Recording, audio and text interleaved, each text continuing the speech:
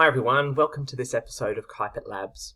In today's video we're going to talk about the concept of back titration. So we're going to start by looking at what we mean by back titration. We're going to look at the two stages that are involved in back titrations. We're then going to look at direct titration versus back titration, trying to understand how the calculations work as they are a bit more complex, and then looking at an example of a particular question and going to work through the solution.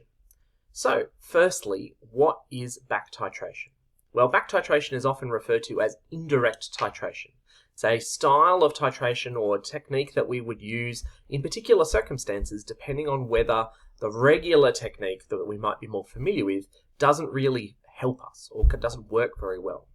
So we tend to use it in particular circumstances. So firstly, if the reaction to determine the thing that we're trying to find, the analyte, might be too slow, perhaps there's a time lag involved in that reaction that then might mean that unless we give it enough time, that we might miss the endpoint.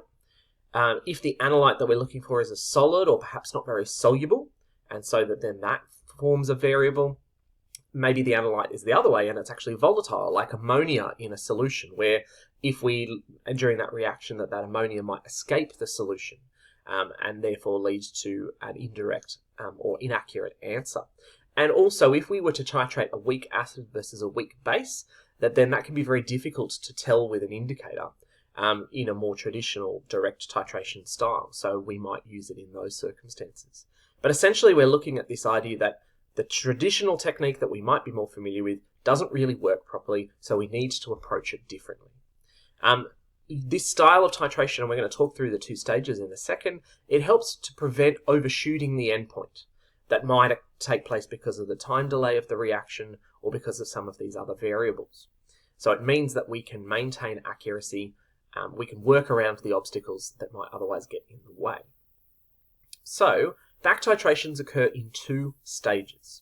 There's two kind of key parts to it. The first one, what I'm going to refer to as stage one here, is that we are adding an excess amount of a particular reactant, a particular chemical, to our sample.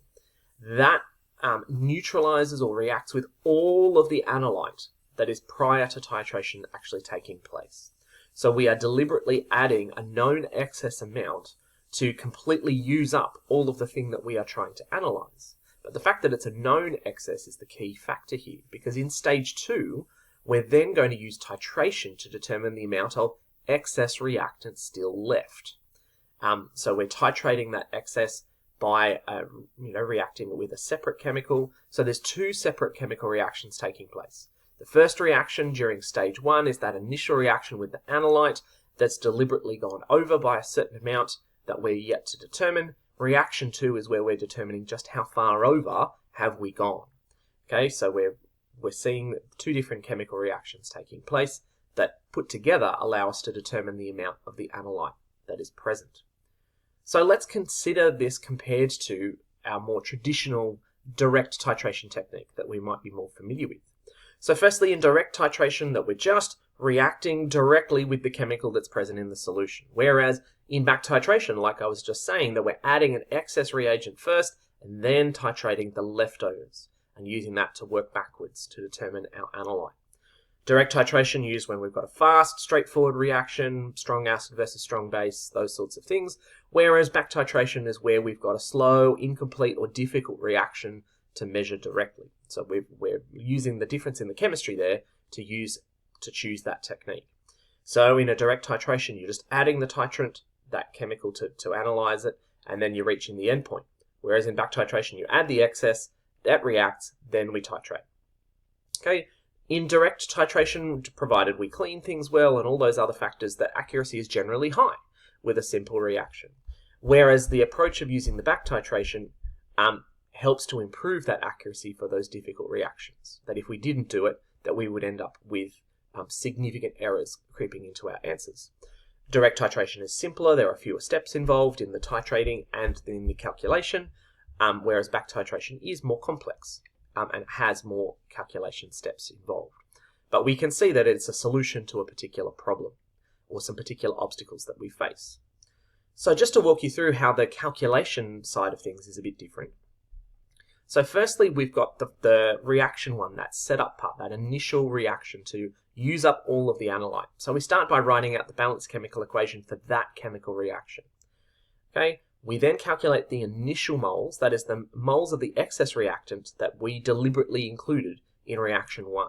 So concentration and volume will be necessary to do that calculation. Then what we're going to do, we're going to pause that number there and then now look at the titration part, the reaction 2. So in the titration, just like we might be more familiar with, calculating the moles of the known reactant. So if we're trying to work out how much excess HCl there is, this might be, say, sodium hydroxide. And we're calculating how many moles that there were. We're using the moles, therefore, of the excess reactant, using the mole ratio.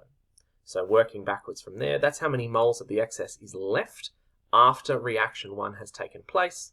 So then we can subtract from the initial amount, and then we take away how much was left at the other end, and that allows us to work out how much was used in reaction 1. So the initial moles from here minus the excess moles from the titration, and then we can use that value of moles to determine whatever it is our final answer is actually looking for, whether it's a mass, whether it's a concentration, whether it's a some alternate measure of concentration, etc., etc. Maybe percentage composition.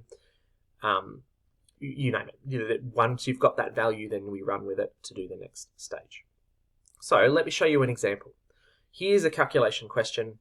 Trying to dissolve calcium carbonate in a section of pipe. Okay, all of this setup stuff. We're soaking that section in an excess of hydrochloric acid. So we're given a volume and we're given a concentration. After that calcium carbonate has dissolved, that excess or unused hydrochloric acid was then determined by titration with sodium hydroxide. We're given the titration volume and the concentration. Calculate the mass of calcium carbonate in the pipe. All right, so how we solve this one, we've got the reaction 1 here, and then we've got reaction 2, which is our titration. So firstly, we're going to start by writing out the chemical equation for reaction 1. Now, in this case, it's particularly important because there is not a 1-to-1 ratio here. We want to make sure that we're aware of that. So we're saying that original moles of hydrochloric acid that was used was 100 mils converted into litres multiplied by its concentration. So have 0.02 moles of HCl at the very beginning. And now we're looking at, well, how many moles of sodium hydroxide was involved in the titration part? Okay, concentration times the titration volume. So that's how many moles of sodium hydroxide was needed to cancel out the excess moles of hydrochloric acid. Now, I didn't write the equation here just for space and simplicity purposes, but we know that those things react in a 1-to-1 ratio. So that tells us how many moles of HCl were left over. And so if we do that subtraction to work out how many moles were used in reaction 1, 0.02 minus 0.00333, and that gives us the value of moles that were used in reaction 1. So that's saying that's how much HCl was used up here. But we're not trying to find HCl, we're trying to use that to work out calcium carbonate. So we know that for every 2 moles of HCl that we only needed 1 mole of calcium carbonate, so we divide by 2 or times by half to work out how many moles of calcium carbonate there must have been. Okay, so we're making it clear that we're not dividing by 2 just because we feel like it, but we're actually doing it deliberately because of that ratio. That gives us the moles of calcium carbonate, which we can then use to convert to mass by multiplying by its molar mass. And then we have a value of calcium carbonate expressed to 3 significant figures. So saying that, therefore, in the pipe, there was 0.834 grams of calcium carbonate. So you can see that this step, that this calculation solution is longer than a fairly straightforward, simple titration calculation, but necessary because of the way that this reaction had to be done. Okay, we had needed to use and had to write the balanced chemical equation so we could get that mole ratio, initial moles, the titration moles, doing the subtraction, and then using that to determine what our final answer would be. Okay, so you can see that a back titration calculation is going to be more complex. That's okay. There's nothing wrong with that. We just need to then practice how we solve these kinds of problems. Okay, so just to recap, we started by looking at what is back or indirect titration, looking at the circumstances in which we use it and seeing how there are 2 stages involved with 2 chemical reactions. We made a comparison between direct and back titration to see how these 2 things are similar and different. We had a look at the process involved in doing the calculations and then showed you through an example. All right, thanks very much for watching. Bye for now.